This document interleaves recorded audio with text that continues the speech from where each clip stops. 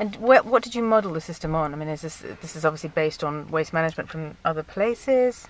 Well, it's created specifically targeted towards the way, because I've seen, as you have, all those various images of informal dumps, and the stories that were quite shocking of the way that food from those dumps are used, end up back in the food chain through being fed to pigs and all that. So it's obviously of major concern. But is the system specifically tailored towards Indonesia, or it's? Oh, absolutely. Yeah. I mean, you have to. I mean, the basic ideas and the concepts are probably the same across the board all over the world. But we also look. I mean, now it's so easy to find out what other places are doing because of the internet. When we started this, there really wasn't that much. It was hard to get information, but it wasn't rocket science. But you had to overcome these basic logistic issues and basic technological issues. But you're always looking for new ideas. So we actually look to.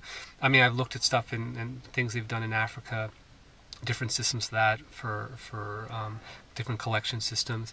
Looked at things in India. There's quite a bit in India. There's organizations there that do great stuff. There's something called Waste Concern that's great. There's one that has a crazy name called Daily Dump organization, which deals with home composting and things like that. So there's actually quite a. If you have access to the internet, you can get a lot of ideas and you can tailor them. I mean, it's not it's like a song that you've heard maybe a few times, but you can always change it to apply to your situation, and so that's what we try to do. I mean, the biggest innovation really has been information. Yeah. Has been able to access to information and using that, because most people in the waste business don't do that, don't bother to think about that. And are you able to pass on that information in ways that are, how much resistance, how much acceptance are you getting of the way that you want to? It all depends. I mean, yeah.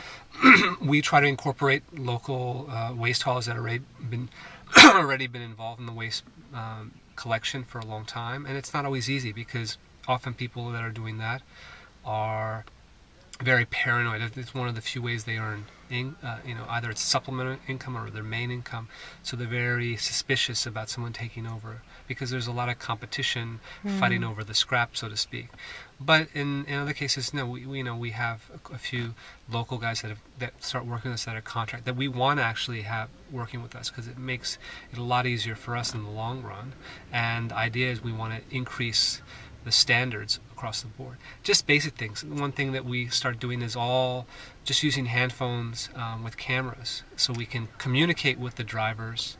Because one thing here, you can't communicate with them. Where are they? And if there's a problem, they can take a picture. Like if we have complaints coming from a customer regarding something, we ask every time we collect, okay, when the driver goes there with the crew to collect the waste, take a picture before you collect and take a picture after, so there's a record. Little things like that most people wouldn't think of is actually quite powerful because when you have that meeting with that customer, you say, okay, we have all this data, these photos, this happened this day, because often, I mean, we're the garbage guys. Everything gets dumped on us, so to speak. It's very easy to blame us when something doesn't work, but often it's internally they have issues that they haven't worked out, and we're just getting the flag. Yes. Yeah. So in all the years of working here, what do you feel has probably been your greatest success and maybe your greatest disappointment? Maybe the other way around. The greatest disappointment, greatest success. Well, I'd say the greatest disappointment is working with people for a long time and building up,